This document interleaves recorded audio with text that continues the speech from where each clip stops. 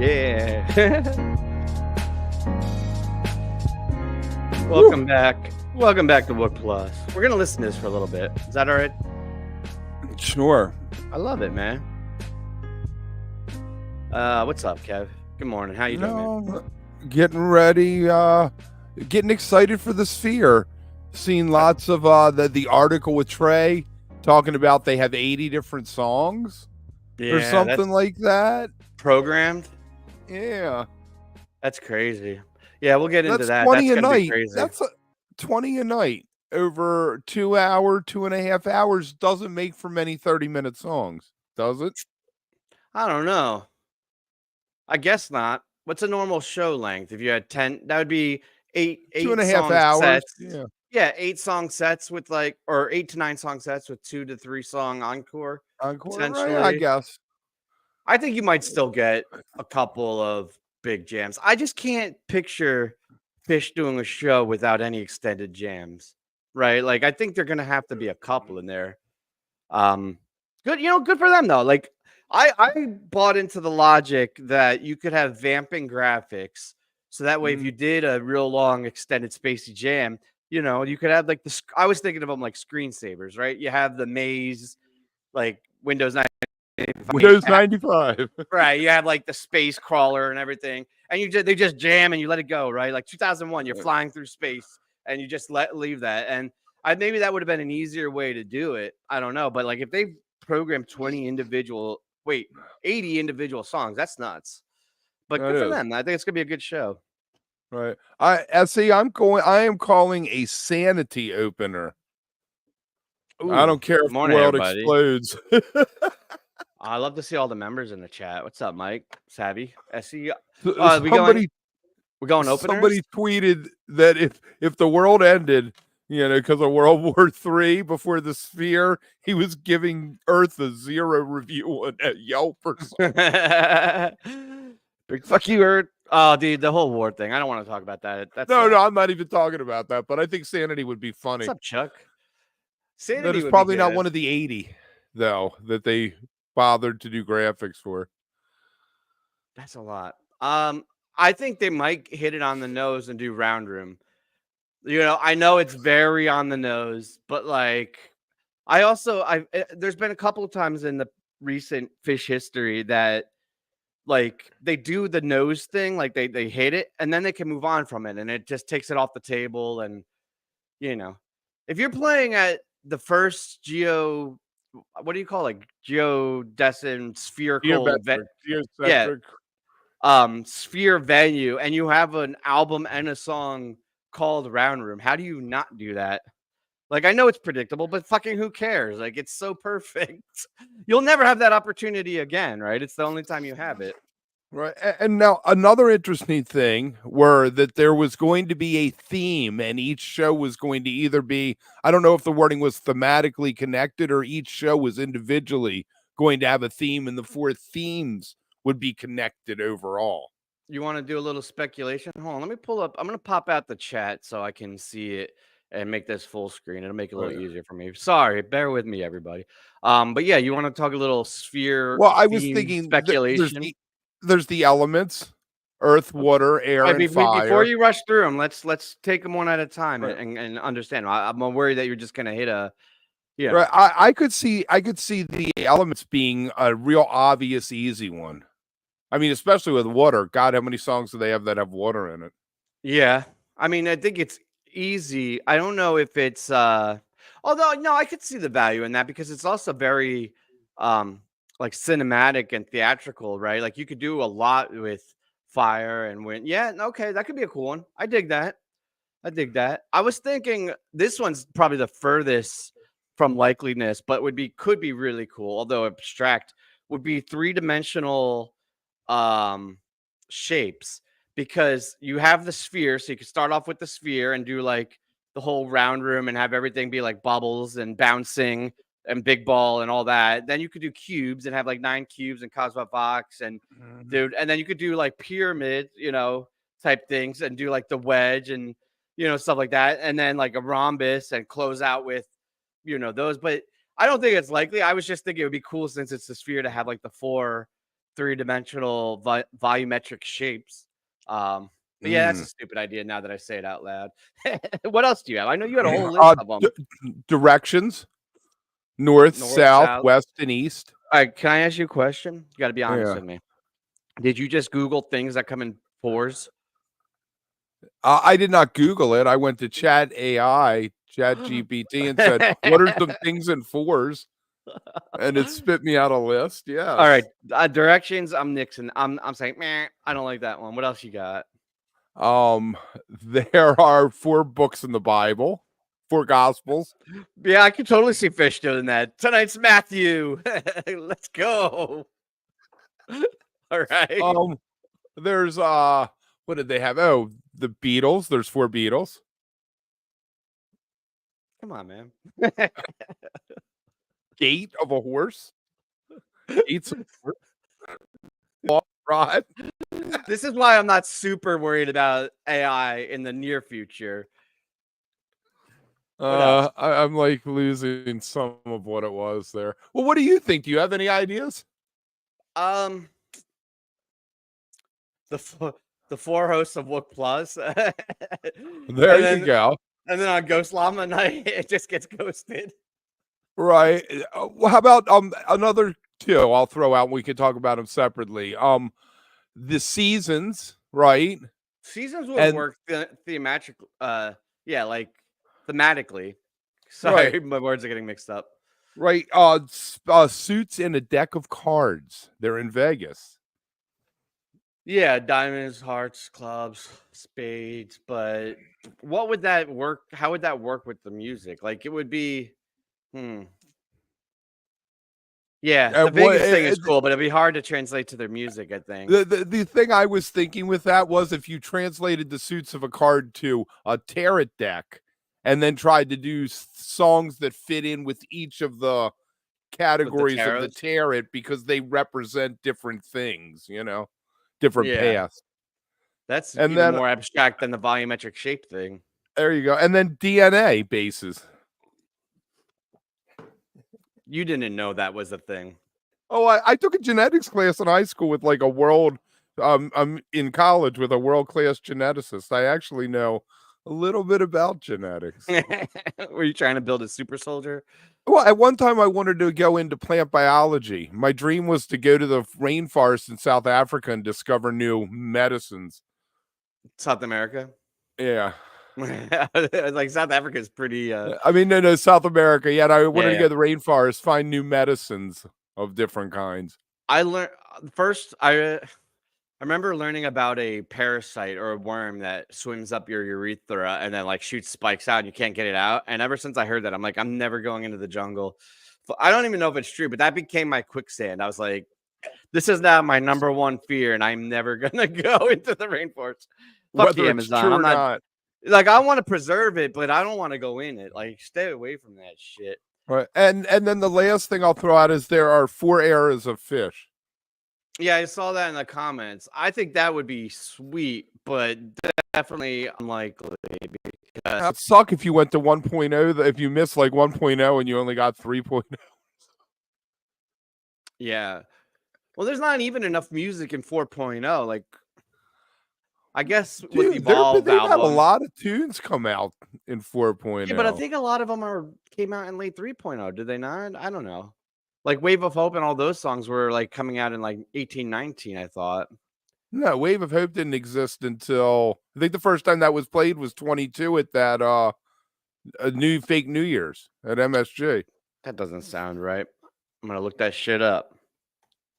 And now there's the whole new album, and like all this. Well, Sigma Oasis was played before, I guess. Sigma Oasis, the album came out in 4.0, but it was played in 19. Right. Wow. Yeah, you're right. You're right. Wave of Hope debuted in 21. Motherfucker. All right. Oh yeah, but that would suck too. I think the whole wingsuit thing would be rough. I don't know. I like all of the. I applaud your effort. They ain't the Disco Biscuits. I think these are. I just none of these are like ringing as like what I think they would do. I don't know what they're gonna do, but none of these ideas is like, oh, that would be perfect, right? Like, I think there's something else. Although I don't know how much I care. Do you care about a theme? I don't think I need a theme, right? Like, there's so For much me, going it's on. It's fucking a 4 night run in Vegas with the all immersive sphere. Like, that's the theme. It's fucking right. debuting the Well, sphere. I just enjoy the speculating when they throw something out like that. Obviously, this article they knew was coming out before the Yeah. Sphere shows. They knew they were going to drop these tidbits that there were 80 songs, that these kind of things. Then they drop the new single. I don't think anything with Fish is not planned in order to Right. for some later payoff. So, what do you think the odds of like something completely new and fresh that we've never seen or heard? Because we're all thinking like their current catalog and things based on the past. But like, do you think that they could have like Cosmot Vox or Sci-Fi Soldiered it and like wrote new jams and new music and a whole new spectacle to go with it, or is that too much? I mean, they had a pretty big break, and they've had a lot of time to plan it. I wouldn't put it past them, but that seems like a lot of work. But that's a lot of that. Then every night you have to have something like that, right? You can't just do that one night and screw the other 3 nights of people. I mean, you could, but yeah, they probably wouldn't unless they had something. Yeah, no, they have to go through their catalog, I think. Dude, a reggae night, that would not be advisable. Well, Suck up. SC's been gunning for that 20-minute Yarmouth. We could fit that in on reggae night. Maybe it's the 4 members of the band and like Fish gets It's a like night, Mike gets a night. Kiss. It's like the Kiss releasing the 4 solo albums all at once. Yeah. Fishman night. Oh, speaking of Kiss, we were having that conversation again about like selling your likeness and your property and everything, and then like post death, because really what it ties into, what I wanted to bring up was, did you see that Jerry Masters promo? God, the worst Photoshop ever. Come on, guys. That's what was getting me. It was like everybody was like, oh, Jerry's rolling over or would be so pissed, and I was just like, yeah, but like they photoshopped the finger off. Like, I mean, at least they did that, but like the rest of it was miserable. It just looked so bad. I wonder if that was AI, where they're like, "Yo, stick Jerry's face on a Masters Have golfer." have you seen the Jerry Garcia guitar holder? Oh, with the hand, with With the the hand finger. with the missing finger that's like this, that you put the guitar to hold against the wall. Yeah, I mean, as awesome as you deadheads are, you got a lot of custies that just eat that shit up. I mean, that started with Jerry and like before he died, right? Like the ties. You guys just love all that shit. I mean, I get Yes. it. I have a Well, couple Garcia ties. I have quite a few myself. Yeah, Can't I wait mean for him it to was come back into style. well, but part of it, if you look back at that time, there was a point before Rykodisc existed where you couldn't even get Grateful Dead albums anymore. I paid $50 for an Egyptian copy of Blues for Allah, an import of it, because it was the only copy of it I could find, and this was in 1986. Wow, that's Then crazy. all of a sudden by 89, like they released like not US Blues, Mars Hotel came out on Rykodisc, Hooterol. All of a sudden, all these albums started coming out, and the light bulb went off in Grateful Dead Productions office that we can make a fortune if we slapped Grateful Dead on anything. And then that started And they the haven't looked marketing back juggernaut. since. Yeah, I mean, it's been going nonstop. I mean, even after Jerry. I mean, I think Bobby has a lot to do. This was so the golf thing was the Jerry's estate, right? Like the Jerry Garcia Right. estate. But like on the bigger, broader picture of like Grateful Dead and like Dead and Co and stuff, Bobby's all about that too. Just fucking that what do you call it? Hustle. I'll call it hustle. I think hustle's a positive, right? Because you could call it like a grift and it's negative, or a hustle and it's positive. I'll call it a hustle. Right. My thing with the whole with Garcia though is it feels like, I guess, I don't know any of this to be true or anything, but he married Deborah Kuntz in 94, not long Right. before he died, right? Yeah. And they had an affair on and off. I mean, Garcia had many women in his life, but He's a it rock just star. feels like once he died, she was like, all right, this is my chance. Cha-ching, cha-ching, cha-ching. And then, so how did the estate end up getting? I don't know. Do you know? Was it to his kids, or was it to her, or was it kind of I don't know split that up? there was a will. I think it ended up in probate court, but the LLC of Jerry Garcia's estate, I think the kids Trixie and the other girls each Yeah, get their stake. But for whatever reason, I feel like Deborah's the one who had a controlling interest in it. Like she was right. 50% and all the kids got 50% All right. I just split. thought of you. All right. I don't think you meant to do this, but I inadvertently changed my stance on this because if I did something super, let's just go down like a hypothetical, right? Like, come with me on this little journey here. Imagine I did something really fucking badass, right? Like, started an awesome jam band that got this huge following and built this incredible brand, and I'm alive right now. And you ask me, what do I want for my future, my legacy? I don't care about my fucking reputation and all the fans. I'm sorry. I want my family to be taken care of and secured. So, like, if you told me the choice was my daughters being comfortable and financially taken care of or hurting the feelings of some fan, like, I care about the fans, but my first priority would be that my family was taken care of. So, like, I think you got to, like, still not like completely sell out and tarnish it, but like, the golf thing's innocent enough. And if it's putting a few dollars in like Trixie and there's, not that they're going without, but like, I don't know, like I would imagine that would be a high priority for him, would be for his family to be taken care of forever. Right. And then he Right. could like rest in peace knowing that he, did that. So I don't know. I'm torn on it. I don't know that the whole estate thing really bothers me that much as long as it's Now, somewhat respectful. the Garcia estate is not as bad as the Zappa estate, which I believe has been sold.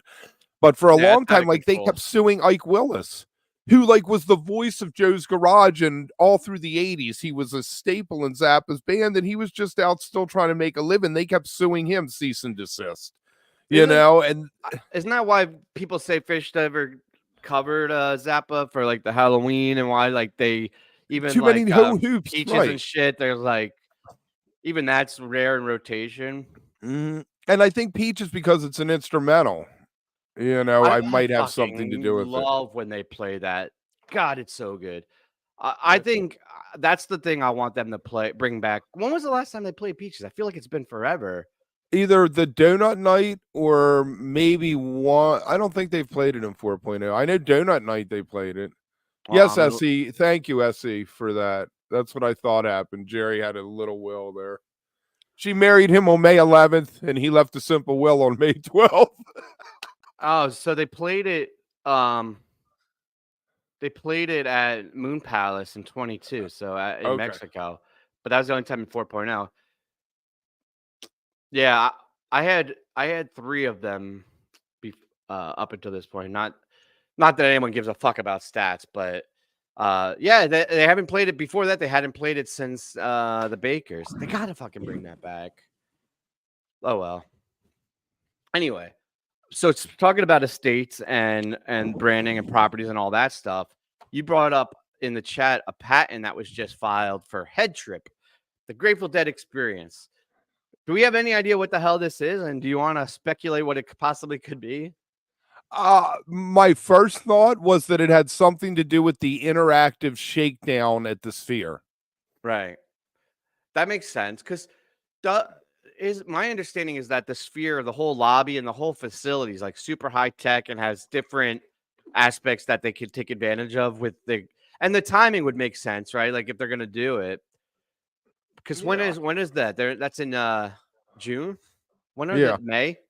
Yeah, either that or it's going to become something that tours around like an immersive thing like the Van Gogh thing, and you'll go to a planetarium and you'll sit through a show that maybe it's the stuff that they used at the Sphere repurposed for That's something that another tours. good fucking idea because they have to put all this investment in to generate it, right? So you can Right. get a second life out of it. I kind of like Pink Floyd doing it all over again. I like that. Although they get their investment worth. They have fucking what? Where do they land at? 24 dates? 36 dates?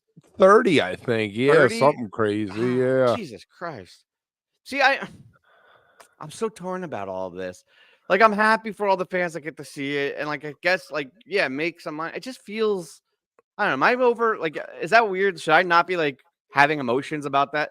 Like, it just something feels weird about scheduling that many dates of the same thing over and over again. It's Right. just Well, like, that's what I'm thinking. On the fourth night, I'll know how I feel about it more.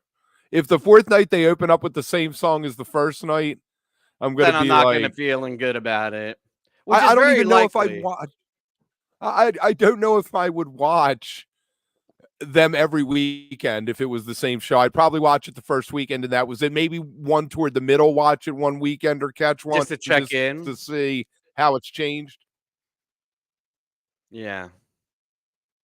Although, if it were for this, wouldn't it have to be the Dead? I guess so. They could still publish it as the Grateful Dead experience. Do you know? Did you see who filed the patent? Like No, I did what not. I was just given that piece of information and I'm doing research on the spot. so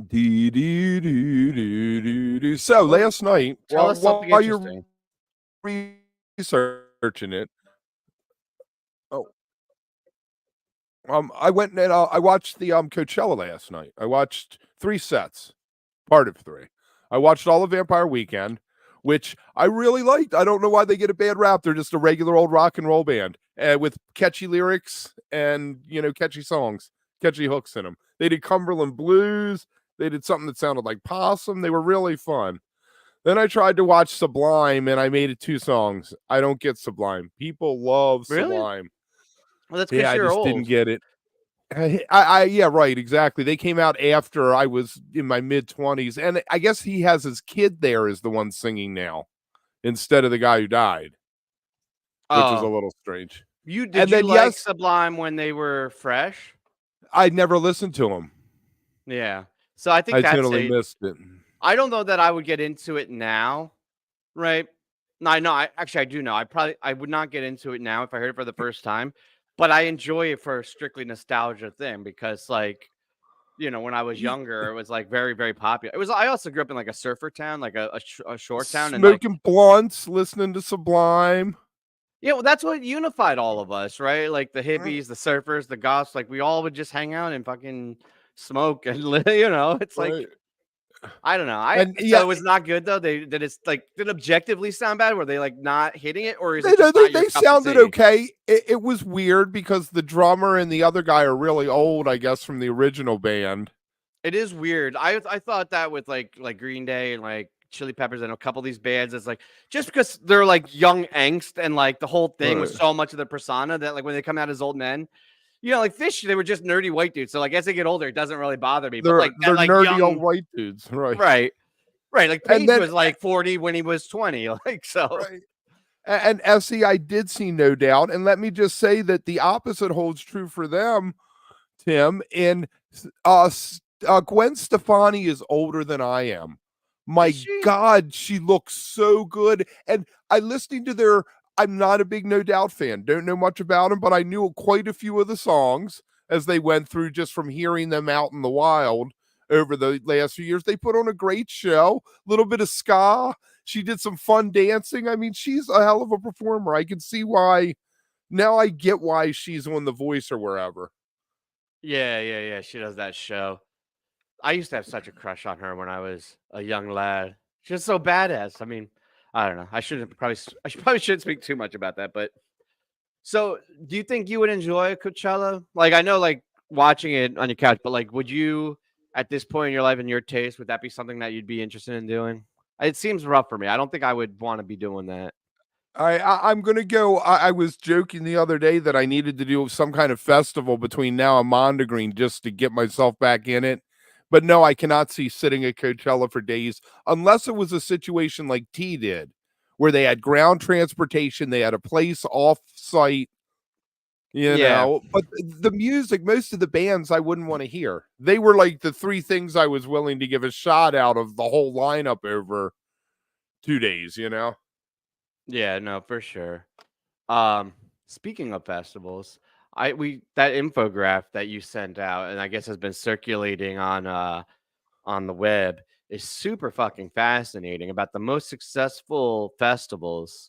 I guess it's of all time or current festivals. I don't know what the distinction is. Uh oh, it's in 23. So it's specifically last year. Wait, what? These numbers are just for one single year? Wow, that's crazy. That's even crazier than I thought. But Fish Riviera Maya was the third most successful festival, which I didn't even think of. I guess that's a festival, right? I didn't even constitute that as a festival, but third at $22.1 million in what is that revenue? Yeah, in sales.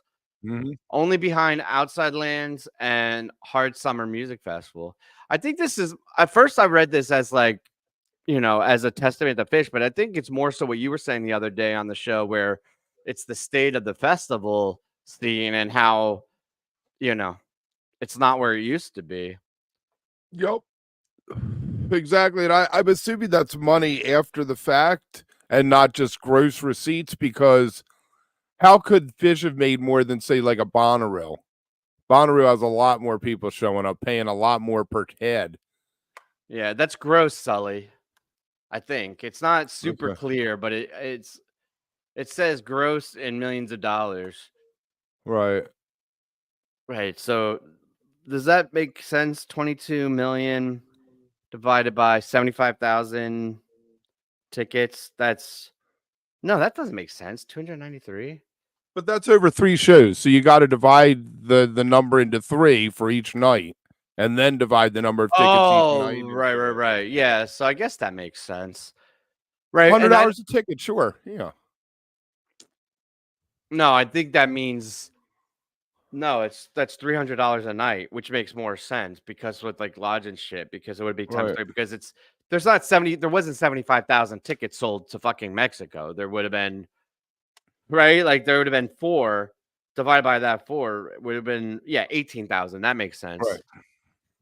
Yeah, I think that's the other thing about it is it's more you know, outside they're Mhm. just selling the tickets, right? Because they sold 225,000 tickets to outside lands and only 25,000 of Fish. So Right. crazy, crazy. Polestar, fascinating. Yeah, absolutely fascinating. Is it? I don't know. Every year at the end of January, beginning of February, they release a whole thing about industry, best concert promoter, like kind of like their Wookiees for Yeah, the yeah, yeah. industry insiders. The only people who read Polestar and Variety are business people. It isn't musicians who I think read either one of those publications necessarily.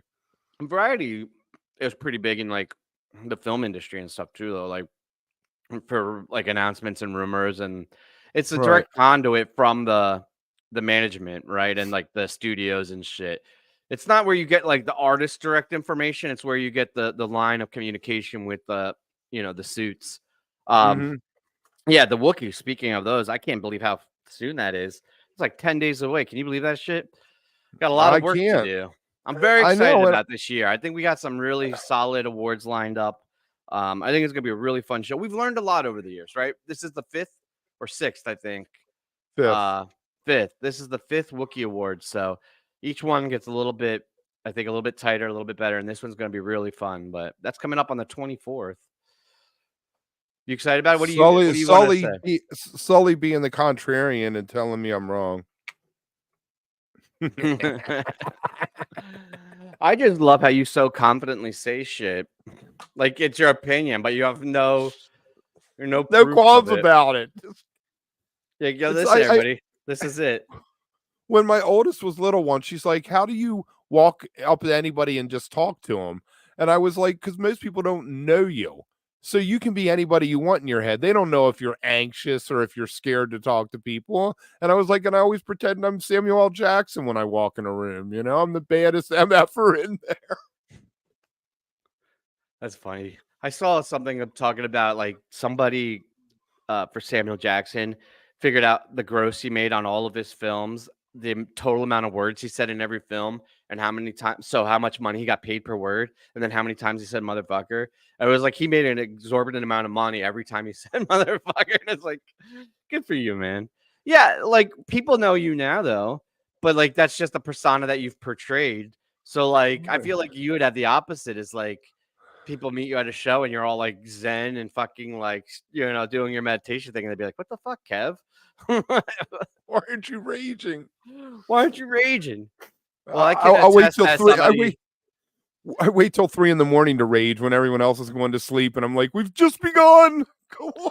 I was gonna say I could attest that somebody who's seen a couple of shows with you, you definitely rage, but it's not a consistent every time. You definitely have your shows where you're just like, let's just chill. I'm I feel like old. I feel like that's all of us though, right? Like especially when you do multi-night runs and like festivals and like things like that, you can't go balls to the wall every night. Like that's just not, that's not Not, realistic.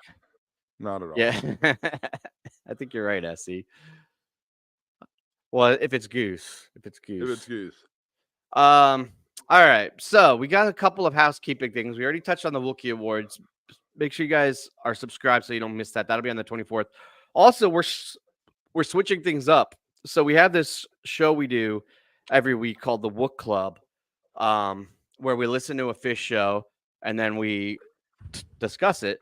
We decided that we want to move that to the daytime. We're going to try to do things a little bit differently. Basically, we have 4 after shows this week, plus we have the lot, plus we have everything else. We have the members set break hangs. So we're like, our nights are very congested.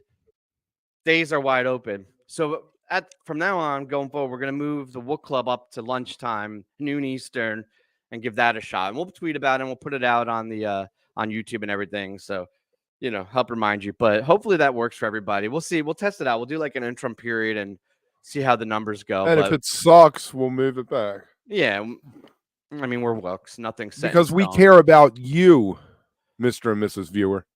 And also my wife. And I can only spend so many Tim's nights wife, away. yes. Yes. I was like, I love you guys. And I love Wook Plus, but I'm not gonna push it that far. But no, I think it's wide open. I think the daytime would be a lot of fun. So Tuesday, what show are we watching or listening to? It's 10 20 23 96. 2396. It's the night before the Hampton show, which I was at. Was the Hampton show. I did listen to it. I was very excited. So good. I was fucking like, yes, let's go. Fall 96 is kind of a lost tour. They had come off the Clifford Ball. They had 70,000 there. They had made it, and they were in a transitional phase because by February the next year, they were a funk band, Yeah. Listening to the end of that set, and I don't want to give it all away because we got to have a whole show about it. But that second set kept feeling, because I wasn't looking at the set list. I try not to, right, when I'm listening to it. And it kept feeling like it was climaxing. It was the end of the set. It's like you got this Susie, and you're like, yeah, let's fucking go. And I was like, oh, wow, that was a quick set, but it was fun. And they came out with Slave, and I was like, all right, this is the set close. This is good. And that was awesome. They hit it. I was like, yeah, let's fucking go. And then, what was it? Julius. And I was like, holy shit, they just keep coming and coming. And I mean, it was a very and the 2 drummers really worked for me. I'm not a big 2 drummer guy, but I enjoyed that. And no, we're not going to give the spoiler, but the encore is crazy too. It is crazy. I can't say I've ever seen that as an encore. Yeah, the antelope was fucking crazy too. That was I was tweeting about it the other day. I was like, Fishman makes the antelope. Yeah. That was a funky antelope though. Like not funky like the genre funky, but like funky like a little abnormal and like doing some weird things in it, but which I loved. I was like, I kind of think that, one of the things that's hard about now, right? Like 40 years later, 30 years later, is there's like so many expectations and they've gone through so many iterations that things got refined and clean to a certain point, which is great. I think if you just looked at it objectively without any other context, 1 versus 1, the refined version is like the perfect version. But some of these songs, especially like the older, bigger composed ones, are like, they are what they are now. And like, you don't get a ton of variation. You get a little bit of difference in like, the riff a little bit of adjustment. But I bet if I played the last 4 or 5 antelopes they played for you, they would sound very, very similar, right? Like there's no variety there. Right. Bowie's another one, Slave. Even like, I mean, to a lesser extent, but even like Fluffhead and Yem. Although Yem had a bit of a renaissance, I think, in 4.0 with like the after vocal jam, the post jam and everything. But it is fun to go back and listen to it before everything was so set, where they're just like, fuck it, let's try this tonight. We'll see what happens. And there was the one Fluffhead on Fall 21 that they opened up and didn't finish. Yeah, and I remember Fluff's pretty fucking great all the time. Oh yeah, Fluffhead won the fish bracket. If you guys weren't paying attention at the end, which I think is appropriate. Beat Jin by a fair margin. Yeah, I think which is cool. I mean, it's not great for engagement and like voting and shit, but I think it's good that it's uncontested, right? Like I think that is clearly the next one. So what was it? It was Tweezer, Yem, Hood, Ghost, Reba, Fluff. It's crazy when you do this and like you're like, man, they have so many good songs that are like still like competing, and then you realize that's like not even their top 6 or 7 songs, right? Next year is so wide open, though. I guess Jin is going to be the odds-on favorite, but Antelope had I such a think strong Antelope's gonna showing. take it. I think Jin's gonna do what Reba did because Reba was the number 2 years in a row. Right. I don't know. It's gonna. I think that could be like depending on how the year, like the year could influence that, right? Like if they have a really jammed out Jin, maybe it holds on to it. But I feel like Antelope, there's just without Fluff, because Fluffhead I think absorbed a lot of the stout, like it played the same role as Antelope. So like people that would have gone that were really on Fluffhead. But now the jam vehicle of Jin versus the big epicness of Lope, I feel like people are gonna go with Antelope. I don't know. We'll see. I don't know if I'm gonna do it again though. Like honestly, I say that every year. It's a lot of fucking work, and it's like I don't know. We probably will. I have a whole year to. We have a whole year to figure that out. We do. All right. Anything else, man? There's a lot going on. We got a busy week. I'll just say, Sully, prove me wrong anytime, please. We need someone to fact check around here. Yeah, and it can't just be me because then I come across as like a crotchety old person just being like, "Fuck you, Kev, you're wrong." I'd love it if like everybody else did. I don't think we're doing a goose bracket. Some other asshole stole that. I shouldn't say an asshole. No, I don't think I can do that. I think I'm going to take a break from brackets. It's a little oversaturated, and I think people need a break. We're moving on. We got the Wookiee Awards.